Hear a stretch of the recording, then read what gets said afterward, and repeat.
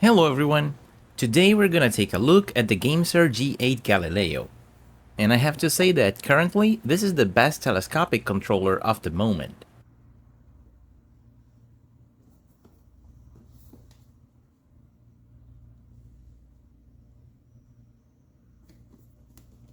In the box it says that it's for Android only, but it works on iPhone 15 as well.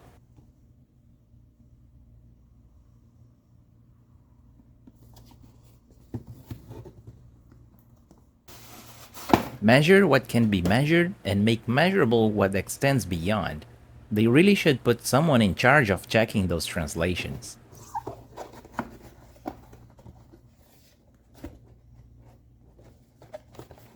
The unboxing experience is similar to previous Gamesir controllers. The controller and accessories are well protected, and you have a small box with stickers, a letter from Gamesir, and the manual.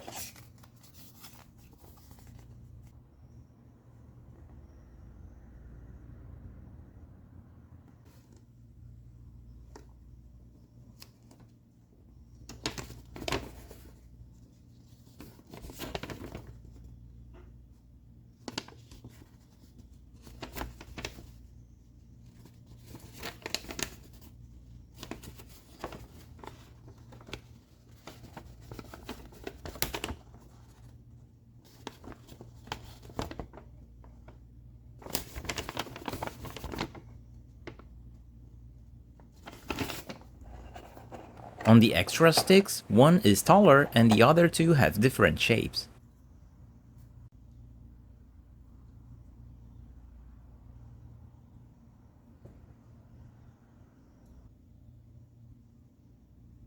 And they definitely have been listening to feedback. The ergonomics on this controller is amazing. You have membrane-faced buttons with a good resistance and a good travel distance. Also, the buttons won't sink too flat with the shell.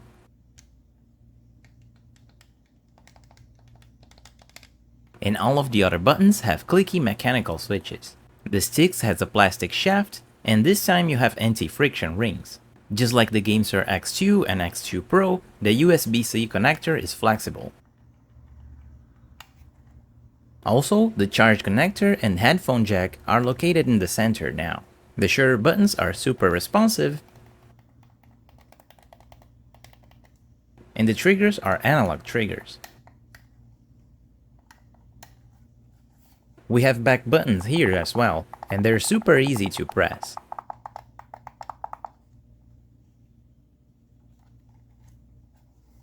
On the other side, we have a clicky Dpad and buttons for capturing screenshots and remapping the back buttons.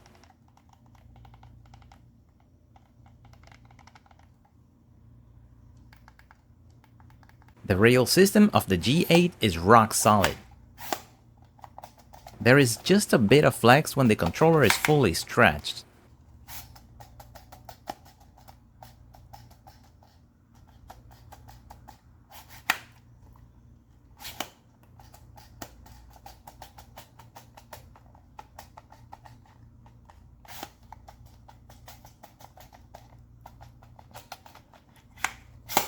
This time the rails are transparent and you can see the springs inside, and I can already say that the springs here have been reinforced. This time you have 5 springs instead of 4 like the X2 Pro. Each side has a removable faceplate, and removing those lets you change the analog sticks. And we can see here that the analog sticks has Hall effect sensors. So you can decide if you want to use the taller sticks for shooting games,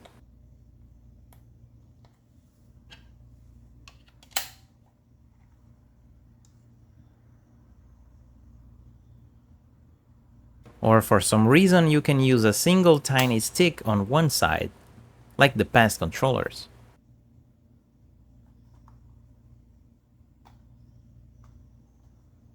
And comparing these two, you can see how big the grips are.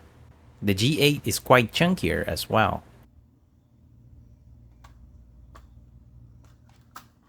And this is actually good because it makes this controller very comfortable for long gameplay sessions.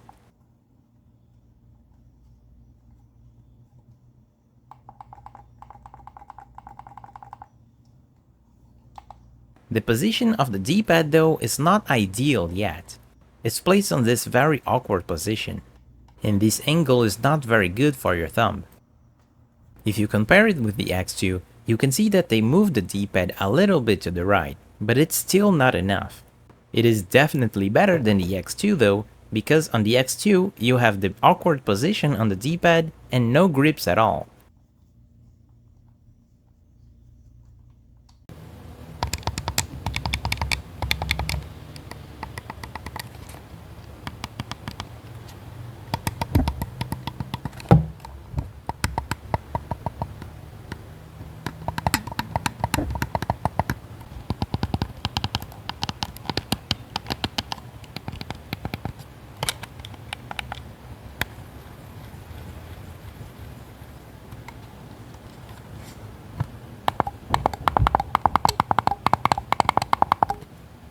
Speaking of phone cases, I have two cases. My new case is made of a soft material, and the old one is a hard case. The hard case is ever so slightly thicker than the soft case, and because of that, this controller won't work with the hard case. But thankfully to the soft material of the soft case, you just have to push a little bit to make the connection. When connected, the color of the Gamesir logo will represent one of the three modes. The blue light is for G-Touch mode. The button presses will be translated to touches on the screen. Just like the X2 Pro, the analog sticks has no dead zones. Aiming is precise and smooth.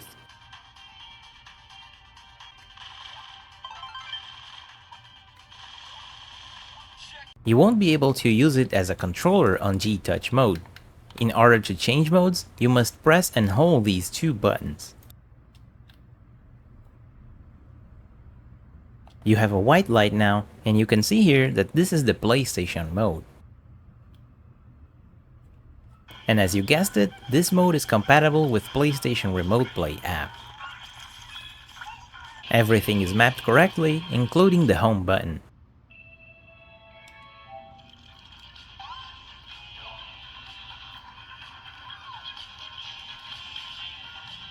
And finally, we have the last mode, which is the default mode. This mode works as a D-input controller, and here you have a special shortcuts for changing the volume on the go.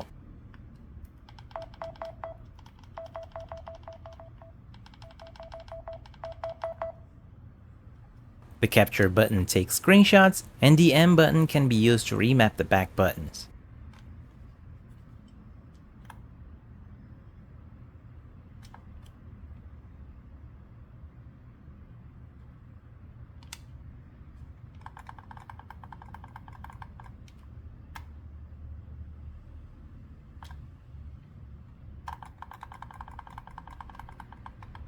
You can also use it to enable turbo,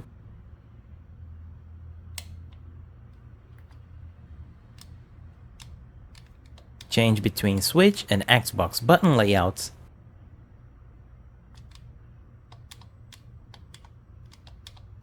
or if you are playing shooters, you can enable something called hair triggers. With the hair triggers disabled, firing quickly in games is very slow because of the analog triggers.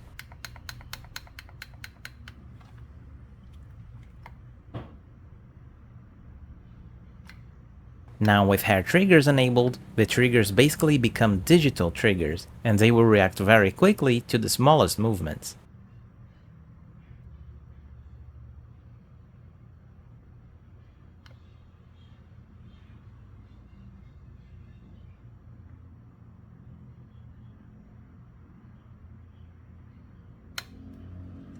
And in this mode, it is also compatible with Xbox Cloud Gaming. Another interesting function is that you can hold the home button and turn off the controller to save battery.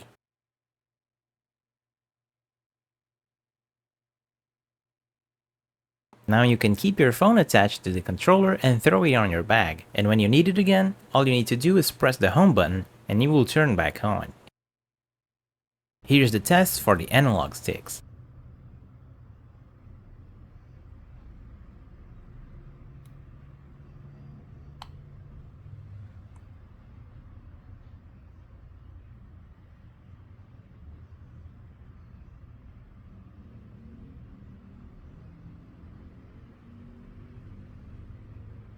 The D-pad of this controller is not bad. You can see that you can hit the diagonals fairly easily. But the problem is that the range of the diagonal direction is very small. You must keep your thumb in a very specific angle to keep moving diagonally. And if you rock your thumb just a little bit to the sides, you will lose the direction.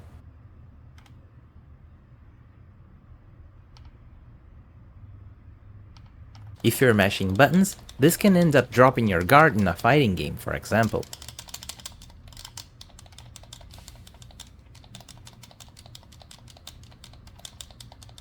And not only that, but circular movements can skip the diagonal entirely. Especially if you're not applying enough force to the D-pad. You must push harder to activate the diagonals.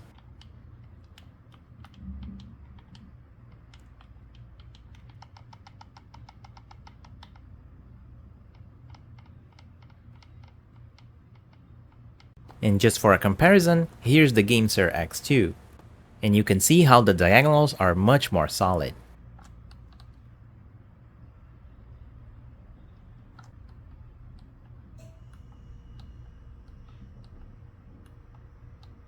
The charging port works and it is compatible with fast charging, but I don't recommend it unless you want to fry your phone. The headphone jack also works fine.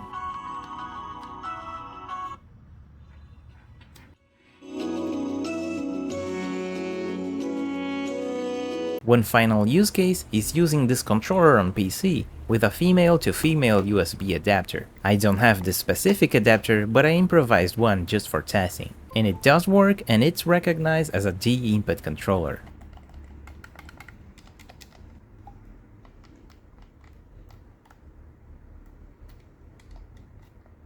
But in this mode, the triggers will be digital.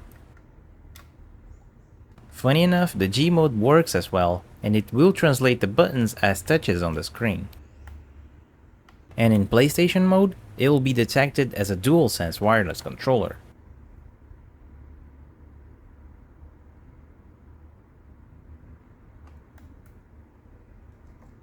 And here, the triggers will be analog triggers.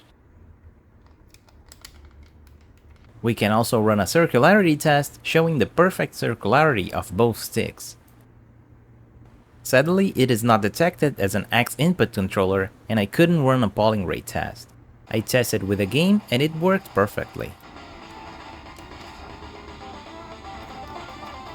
Now for the teardown, there are 4 screws on each side. I removed the screws and tried to open the controller with no success. This means that there are hidden screws under the rubber protection. Heating up with a hairdryer, you can remove this rubber and access the hidden screws. After removing them, you can unclip the sides of the controller. And be careful with a flat cable right here.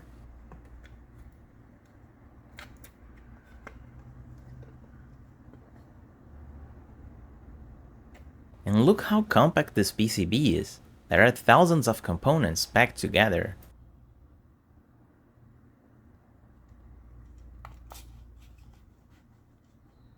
It's a bit hard to see, but the triggers have a metal pivot. It's made of metal and it's painted black, just like my screwdriver here. For the face buttons, we can see by the tabs underneath that the layout is fixed and cannot be changed. The contacts under the membranes are golden. And we have the K-Silver Hall effect modules for the sticks. And the flexible connector has the same construction as previous Gamesir controllers.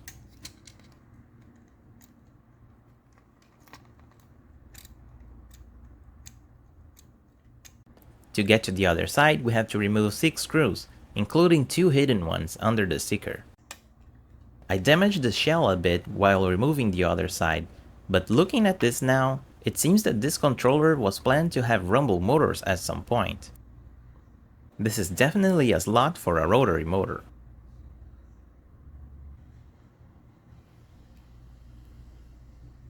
Here's the switches for the D-pad.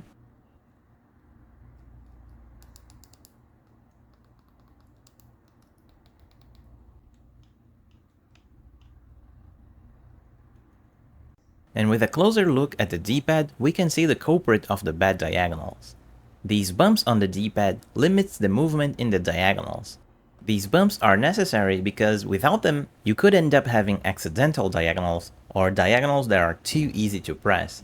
But the way it is constructed right now, it makes the diagonals too hard to activate, and reaching that balance between a height bump and a low bump is essential to have a good D-pad.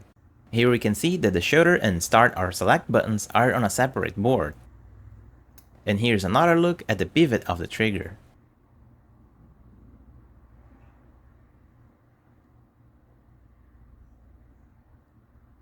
On the final thoughts, despite the D-pad problem, I think that the Gamesir G8 Galileo is the best smartphone controller right now. The improved ergonomics makes it much more comfortable, the full-size analog sticks are better, and the PlayStation mode improved compatibility even more. And that's it for this review. As always, thanks for watching, and I'll see you next time.